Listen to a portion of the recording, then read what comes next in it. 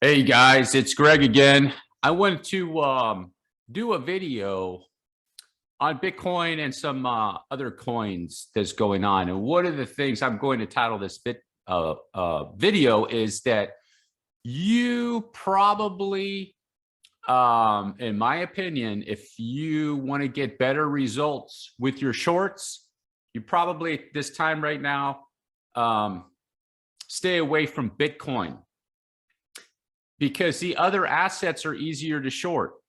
Solana, Kusama, Phantom, just to name a few that I keep track of. They're just easier to short. I'm gonna show you guys why in the waves that Bitcoin is making. So this wave right here, it's open to debate what this move was, but I can kind of see like a 1, 2, 3 type move, or some sort of 3-wave move here, some sort of 3-wave move here. Let me go out to the 4-hour chart just to see on Bitcoin. So you see on Bitcoin right here, if I take this right here, seems to be some sort of 3-wave move like that. And then right here with Bitcoin seems to be maybe some sort of another 3-wave move. And then with Bitcoin here again, on this leg, seems to be some sort of 3-wave move. You know, because if you look at it, I thought a lot of people will say, okay, that don't know, or maybe they're trying to learn Elliott waves, and they'll say, hey, this is 1, 2, 3, 4, 5. And that's a possibility, but Bitcoin's making these 3-wave moves as usual. So some people could say, maybe you have this, just maybe, but you know, there. Okay.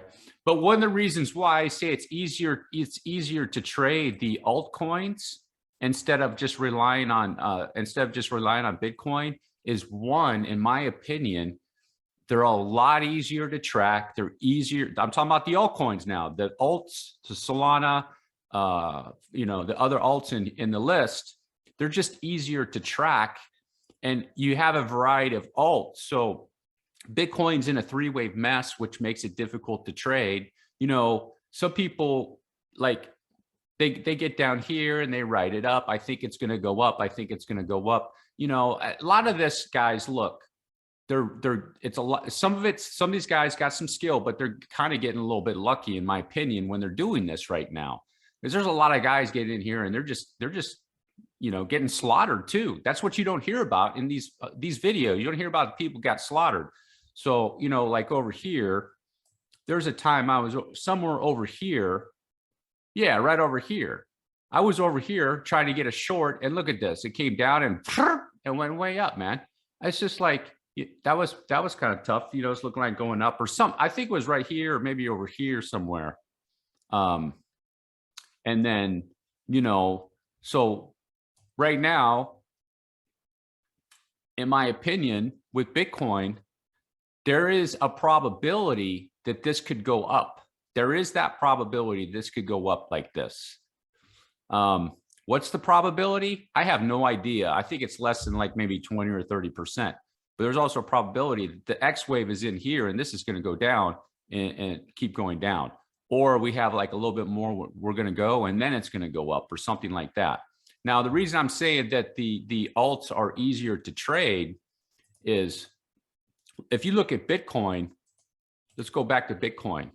Let's say somebody said this is the top. They said this is the top. And let's say they entered in over here like that. And they got in and they entered out at that blue box.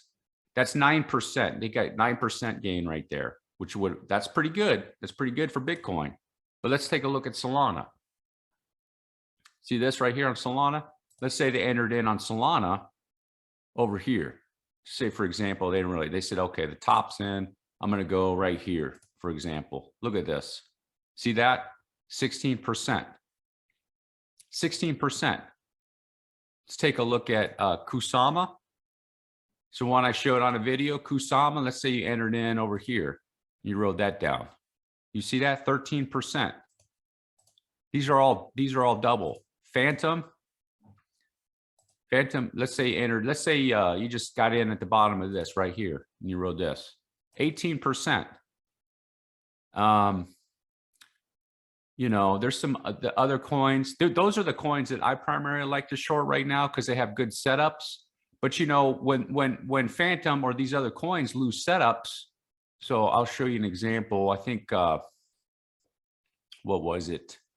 Trying to think of another coin that had a decent setup.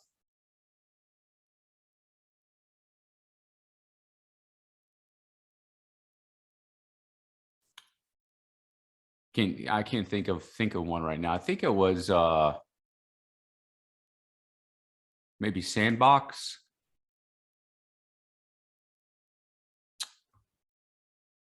I don't even know. I'm not, well, I'm sure in some places you could have shorted Sandbox, but even if you place something in here, if you thought, you know, that'd be a risky area to put it, but even on sand, you know, that's 20%. That's 20% on sand, you know, and then going up, if you would have placed along here and saw your 5 wave, gotten out of your 5 wave on your sand, that's 34% up with 20% down. But you see these, that might not be a 5 wave. It doesn't look that clean, but you can see with this coin, you have a more clean type of wave structure than you do. My point is than you do with Bitcoin right now. Bitcoin, in my opinion, is in this X wave, making 3 wave moves, 1, 2, 3, 1, 2, 3, something like that, or you know, 1, 2, 3, 1, 2, 3, or this is a 1, 2, 3, and it's just there's just so much. What's the word I'm looking for? There's so many other probabilities going on right now where shorting and even longing an asset in this area, to me, it's much higher risk than an asset like Solana. You know, Solana is, to me, even though it's a more volatile asset, to me, it's an asset where you can find longs and shorts a lot easier in this structure than you can in Bitcoin. And Ethereum's the same way too. Ethereum's just basically Bitcoin's little brother that is doing the same type of moves, even though if you got down here, you would have had massive gains of probably just, let's say you entered in right here at 26. And right now you'd be at 23% gains, which for holding on to a long is not bad. But if you keep holding on to your coins, there's a possibility with Ethereum, it might be negative. It's going to depend. Ethereum's pretty strong coin. On these other coins, you know, so like there's somebody who went long in Kusama right here, down here somewhere. They went long at 119 and could have made, let's say, they probably saw the 200 level. They think in 200, hey, or I'm going to exit out at 195 because if it hits 200, everybody's gonna be like, oh, that's the top, right? So look at that, 63%.